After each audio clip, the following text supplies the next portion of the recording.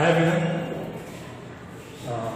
This is our third video for chapter 2. पिछले दो videos में मैंने थोड़ी छोटी सी मिस्टेक कर दी थी. मैंने चैप्टर 3 लिख दिया था. एक्चुअली वो आर एस अग्रवाल से चैप्टर 3 है, जो कि फैक्टराइजेशन ऑफ पॉलिनोमियल्स है. बट अगर हम एनसीईआरटी के हिसाब से देखें तो वो चैप्टर 2 ही है, जो कि पॉलिनोमियल्स इन जनरल एक चैप्टर है. ओके, सो इस वीडियो में मैंने वो करेक्शन किया और पिछले दो वीडियो में हो सकता है आपको गलत लिखा हुआ मिले. बट जस्ट नो कि जो फैक्टराइजेशन ऑफ क्वाड्रेटिक पॉलिनोमियल्स है वो चैप्टर 2 है एनसीईआरटी के हिसाब से, और हम लोग एनसीईआरटी को ही फॉलो करेंगे मेन. ओके, सो एक बहुत छोटा सा टॉपिक है फैक्टराइजेशन ऑफ क्यूबिक पॉलिनोमियल्स. इसके ज्यादा सवाल नहीं है. In fact R S Agarwal book में इसके कुछ भी सवाल नहीं है, ये टॉपिक ही नहीं दिया गया है. बट क्योंकि ये एनसीईआरटी में दिया गया इसलिए हमारे सिलेबस में है. ओके, सो पहले हम क्यूबिक पॉलिनोमियल के बारे में कुछ जानेंगे कि क्या होता है क्यूबिक पॉलिनोमियल, और फिर उसके बाद मैं आपको दिखाऊंगा कि कैसे हम इसको फैक्टराइज कर सकते हैं. क्यूबिक पॉलिनोमियल ऑल्दो इसके बहुत सारे अलग अलग तरीके होते हैं फैक्टराइजेशन के, क्योंकि क्यूबिक पॉलिनोमियल के बहुत सारे वैरायटी हो सकते हैं. उसमें कुछ सिंपल से क्यूबिक पॉलिनोमियल्स ऐसे होते हैं जिनका हम फैक्टराइजेशन करेंगे. ओके, जो टफ वाले हैं उनका नहीं, क्योंकि उनका तरीका बहुत ही अलग होता है, बहुत डिफिकल्ट तरीके होते हैं. So let's start. Cubic polynomial उसको कहते हैं अगर मेरे पास एक पॉलिनोमियल x दिया गया है, लाइक लेट्स से कि a x cube plus b x square plus c x plus b. ठीक है, ये general form of cubic polynomial है जहां पे x क्यूब की कोएफिशिएंट है a, x स्क्वायर की कोएफिशिएंट है b, x की कोएफिशिएंट है c, और जो कांस्टेंट टर्म है वो है d. ठीक है,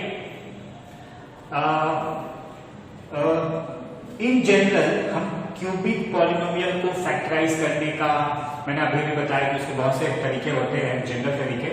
बट यहाँ पे जो हम तरीका आपको सिखाएंगे उसमें हम क्या करते हैं वो चीज मैं आपको बताता हूं.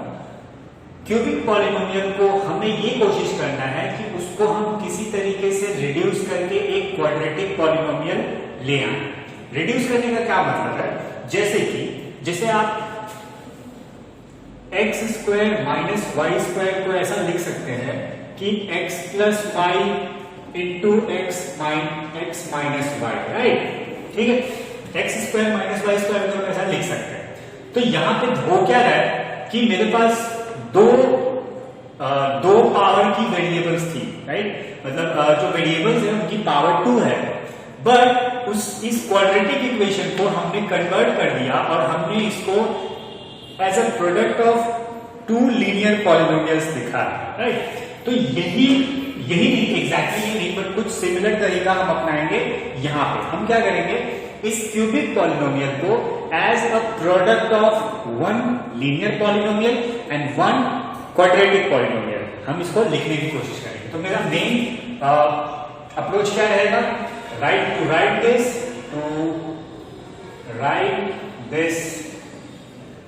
Cubic polynomial, as a product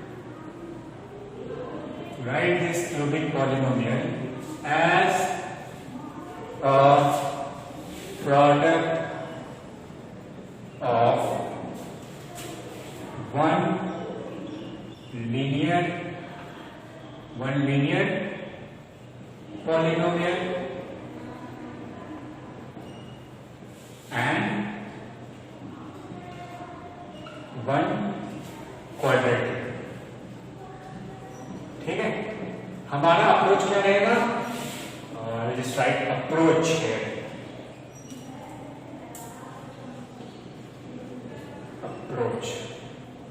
तो हमारा अप्रोच क्या रहेगा, हमारा अप्रोच ये रहेगा कि हम इस क्यूबिक पॉलिनोमियल को as a product of 1 linear polynomial and 1 quadratic polynomial लिखने की कोशिश करेंगे. ओके, अगर जब हमने ऐसा लिख लिया उसके बाद हम क्या करेंगे वो मैं आपको बताता हूं. ओके, सो हम क्या करेंगे, क्यूबिक पॉलिनोमियल को as a product of 1 linear polynomial and 1 quadratic polynomial लिख देंगे. पॉलिनोमियल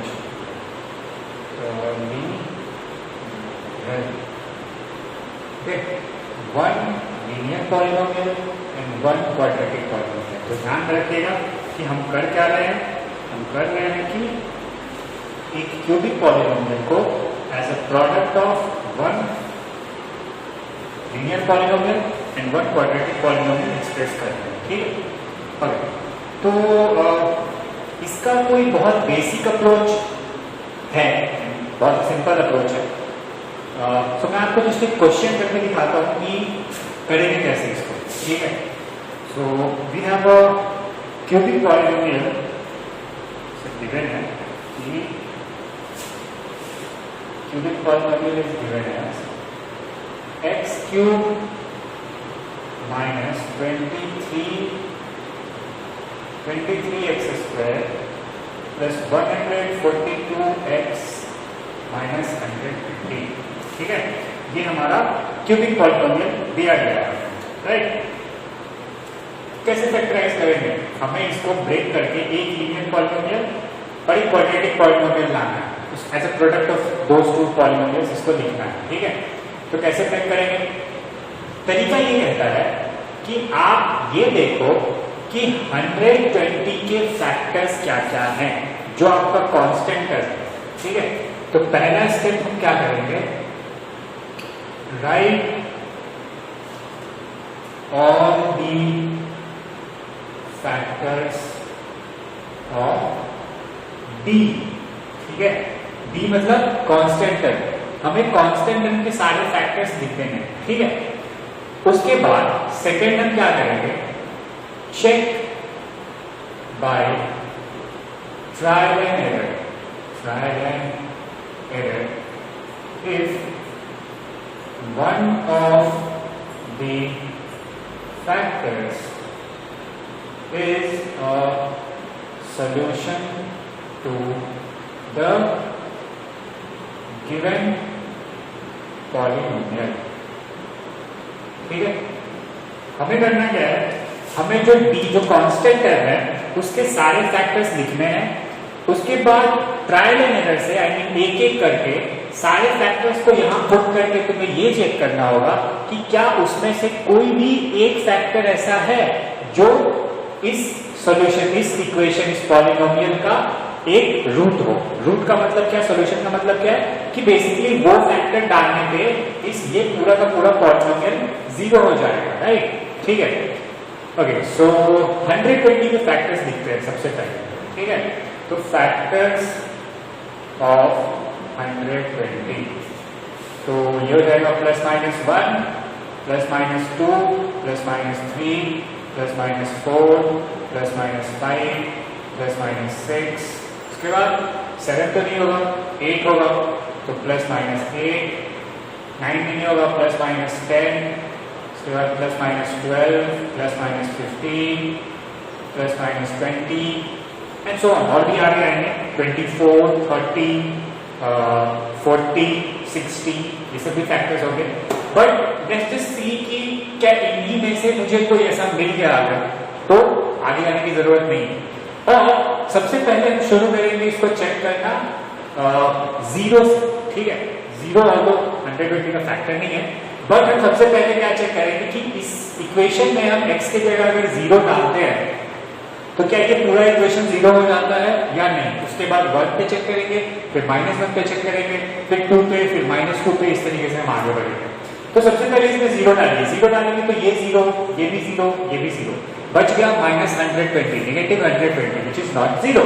हमारे पास अगर x के जगह हम जीरो डालें तो इस पॉलिनोमियल की वैल्यू आती है -120।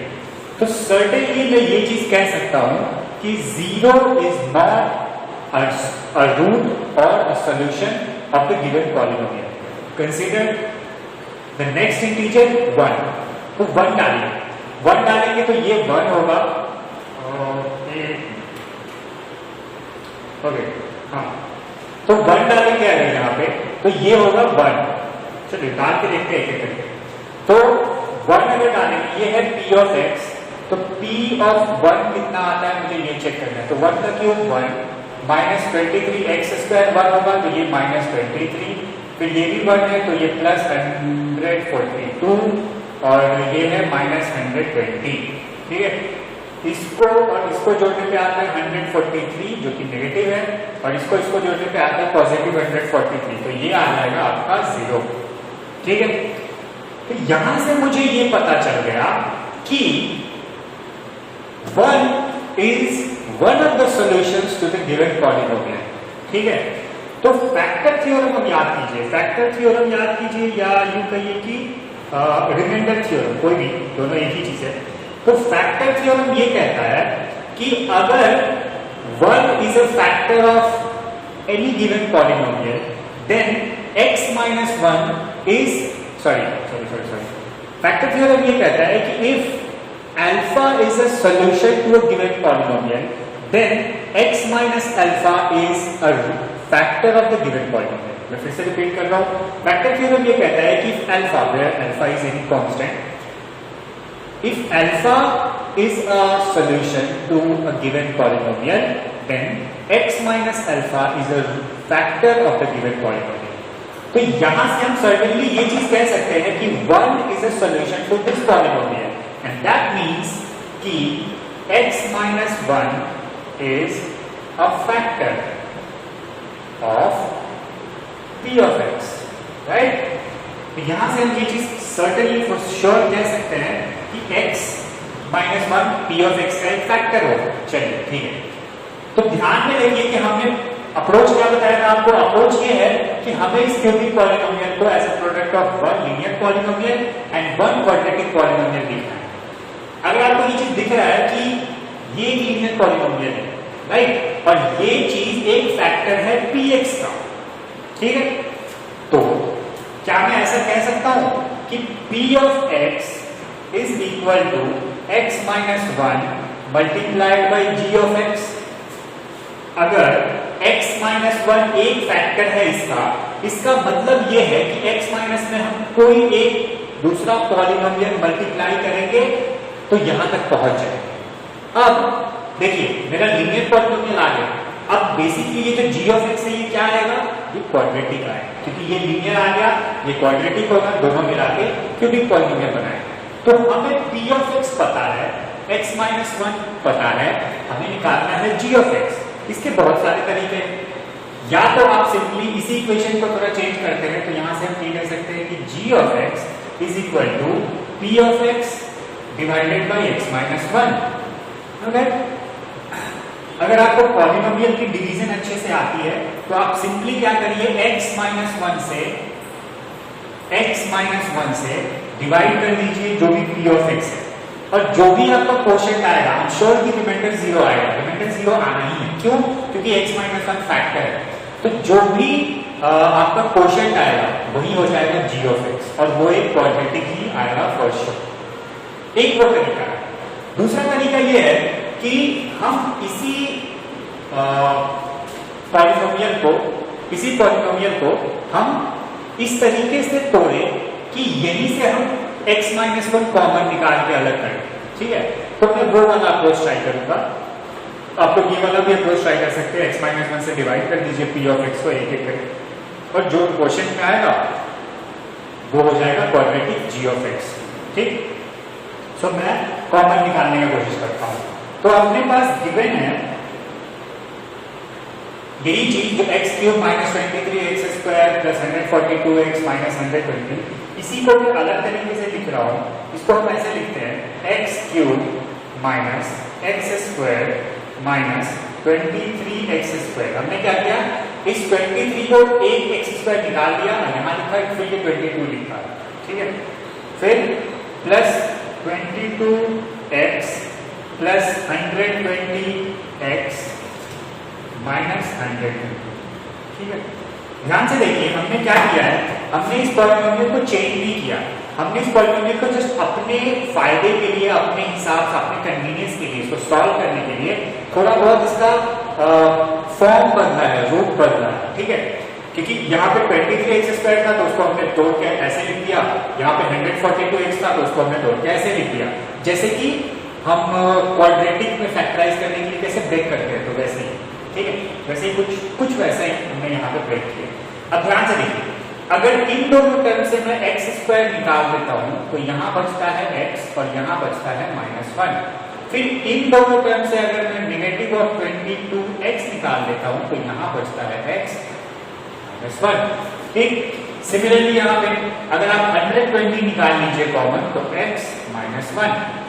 ठीक है, अब मेरे पास तीन टर्म्स हैं, जिस तीनों टर्म में x -1 कॉमन है, तो हम क्या करेंगे, x -1 पूरा का पूरा कॉमन निकाल के बाहर ले लेंगे और बच जाएगा मेरे पास x² -22x + 120। ठीक है, तो हमने क्या किया, हमने x -1 जो कि एक फैक्टर है p ऑफ x का, उसको हमने इसी p ऑफ x से कॉमन निकाल के बाहर रख लिया। अब जरा ध्यान से देखिए, जो फॉर्म मैंने यहां पे लिखा है x -1 मल्टीप्लाइड बाय gx, कुछ वही फॉर्म मुझे यहां मिल गया, x -1 multiplied by this thing, और ये क्या है, यही gx है। ये क्या है, एक क्वाड्रेटिक पॉलिनोमियल है। तो मैंने इस क्यूबिक पॉलिनोमियल को as a product of one linear polynomial and one quadratic polynomial लिख दिया। ठीक है, अब आती है बारी सॉल्व करने की। सॉल्व करना बड़ा ही सिंपल है। क्या करते हैं, पिछले क्वाड्रेटिक में सॉल्व किए थे, अगर ये 0 तो भी पूरा 0, अगर ये 0 तो भी पूरा 0। ये अगर 0 होता है, अगर 0 होता है तो x मिलता है मुझे 1। ठीक है, अगर ये 0 होता है तो मुझे x मिलता है 1। इसको 0 करेंगे तो क्या होगा, है ना, इसको 0 करेंगे तो क्या होगा, तो ये क्वाड्रेटिक है, इसको हम जैसे क्वाड्रेटिक में हम ब्रेक करके सॉल्व करते हैं वैसे ही इसको सॉल्व करेंगे। तो इसको सॉल्व करके दिखाइए कैसे सॉल्व करेंगे। दो तरीके हैं, या तो इसको फैक्टराइज कर दीजिए या सीधे सीधे क्वाड्रेटिक फॉर्मूला लगा के इसको सॉल्व कर दीजिए। तो हम क्या करते हैं, हम फैक्टराइज करने की कोशिश करते हैं। तो फैक्टराइज में, ठीक है, तो इसको हम फैक्टराइज करेंगे तो x² - 12x - 10x + 120। 12 -12 -10 मिलके -22 हो जाएगा। दोनों को मल्टीप्लाई कीजिएगा तो a और c के प्रोडक्ट के बराबर आ जाएगा। ठीक है, तो well again taking things common, हम यहाँ से क्या करेंगे, यहाँ से x कॉमन लेंगे तो x -12 आएगा। फिर यहाँ से हम -10 निकालेंगे तो अगेन x -12 आएगा। x -12 कॉमन ले लेते हैं तो x -12 × x -10।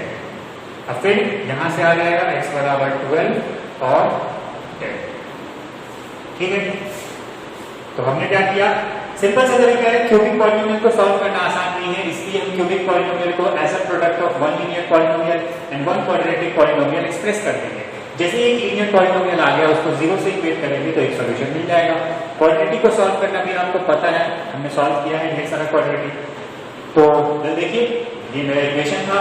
पहले मैं कहा ये चीज इंपॉर्टेंट है कि लीनियर पॉलिनोमियल लाना कैसे है। तो लीनियर पॉलिनोमियल कैसे लाना है, कांस्टेंट टर्म को देखना है, कांस्टेंट टर्म के फैक्टर्स पे ध्यान दीजिए और एक एक करके बाय ट्रायल एंड एरर ये चेक कीजिए कि क्या कोई भी उसमें से इस पॉलिनोमियल का सॉल्यूशन है।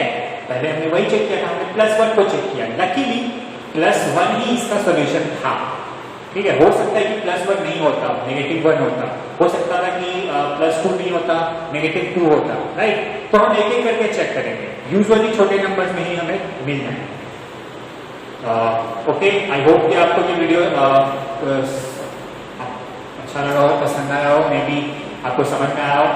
तो अगर ध्यान से देखिएगा, अगर इसमें कुछ डाउट रह गया हो और इसको देखने के बाद भी, तो वो हम लाइव क्लास में डिस्कस करके सॉल्व करेंगे। ठीक है, so thank you everyone, this was it, that's it, thank you.